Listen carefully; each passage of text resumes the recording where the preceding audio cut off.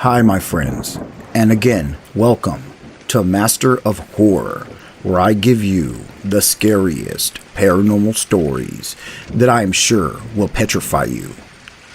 Let's begin. True, scary, paranormal story number 1, The Lonely Drive. So, my mother told me this story many years after it happened. To this day, I remember everything she said.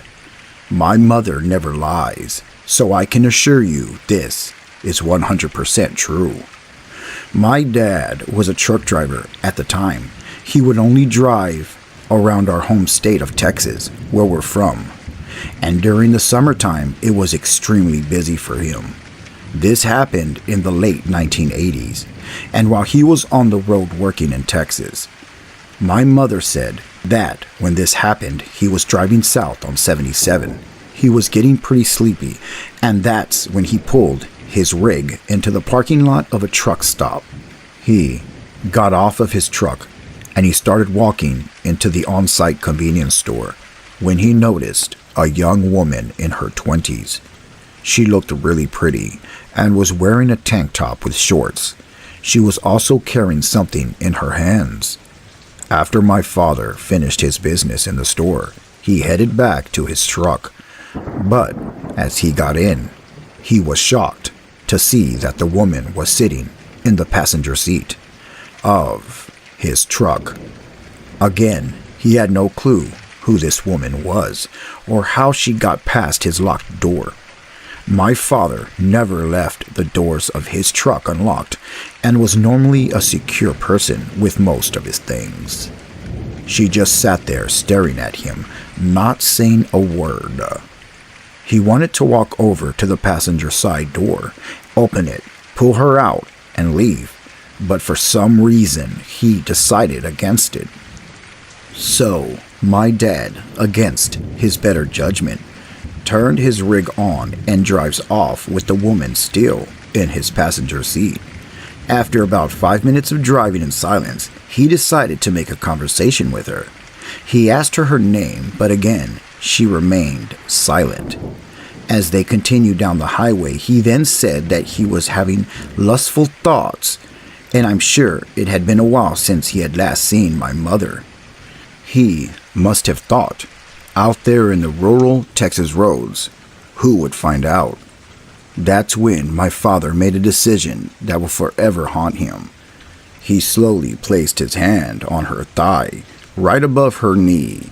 As soon as he touched her, the woman turned from a gorgeous young woman into some kind of monster. Her face became rugged, and her eyes were now black.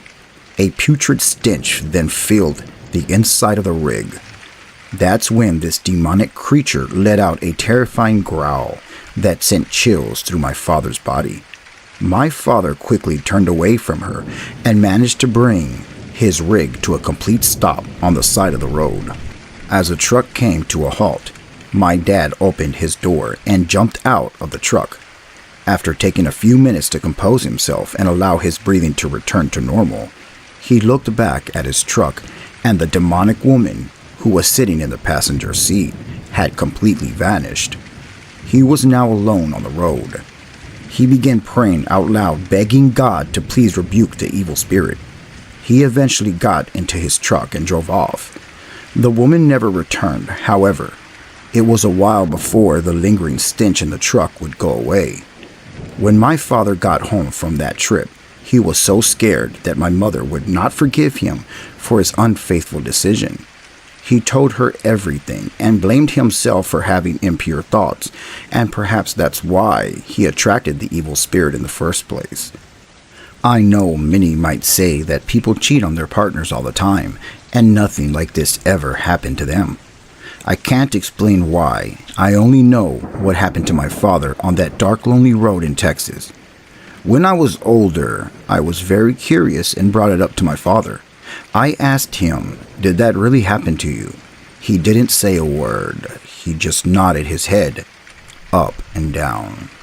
Scary, true, paranormal story number 2, The Beast. I'll start off by saying that I've always believed in the paranormal. The paranormal encounter that I'm about to tell you was unlike anything that I've ever experienced in my entire life. It was the summer of 2010. My nephew, who was around the same age as me, along with my friends Tim and John, were all hanging out at my house for a sleepover. We were watching the movie The Exorcist, and it was around 2 o'clock in the morning. When the movie was done, I told everybody that I was too tired to stay up any longer, and I was going to crash out in the living room. After grabbing a pillow and blanket from my bedroom, I proceeded to turn off all the lights and lay on the couch. After about a minute or two, I fell asleep. I then woke up and all the lights were on in the living room, and I asked if anyone was there. I couldn't go back to sleep with all the lights on, so I got up and looked around. What I confronted that night still gives me chills and petrifies me to this day. A dark, malevolent presence revealed itself to me. It seemed to have a half-goat, half-human appearance. The lower half was a goat body, while the middle was a human body with a goat head. Now this is where things get really scary for me. I speak, read, and write Assyrian, which is a modern-day form of ancient Aramaic, spoken by the Jews in Jesus' day. It began speaking to me in ancient Aramaic. I knew enough to recognize the dialect, but I couldn't understand what it was saying to me. The thing then pointed to my room down the hall. I began making my way towards my bedroom door. It was as if I was in a trance. When I got to my room, I opened the door. At first I saw nothing but red. Eventually, a vision of my nephew's dead corpse appeared to me. In my shock and horror, I screamed a curse word in ancient Aramaic, and to this day, I don't know what it meant, or how I was able to say it. But within seconds, I woke up in the kitchen, and all the lights were off. I was gripping a sharp object tightly in my hand. I ran into my bedroom yelling hysterically, waking up all my friends and my mother who was down the hall. After explaining to everyone what I had saw, I started shaking and crying like a frightened child. My mother, who was a deeply religious person, blessed the home after she heard my experience. I had lucid dreams before, but nothing to this extent of what happened that dark night. Scary, true, paranormal story number 3. The Roof Entity. Most of my life, I've grown up on farms up in Tennessee or living in the middle of nowhere. We were accustomed to not having access to the internet or TV, and even cell phones. I like to think of my family as the last true generation before the internet age. But honestly, it wasn't really all that bad outside of the long, boring summer days where we would be practically cooked alive out in the fields. We lived in an old Civil War cabin in the middle of nowhere in Tennessee, and it definitely produced some pretty interesting experiences. This story starts off like many normal days. It was a typical Friday night. My brothers and I were home alone, and seeing how there wasn't much to entertain us, we began playing Manhunt. Most of the time, we wanted to stay indoors as it was pitch black outside. For a bit more context, our cabin was situated on top of a steep hill that had a long winding driveway running down it. Our cabin also had a basement level. The main level was where most of the house was, and the upstairs only had my room.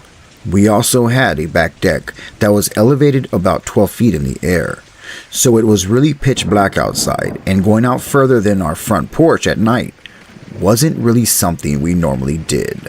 But with what little room that we had to play with at this point, I had the bright idea to wander outside and hide on the roof to make the game more interesting.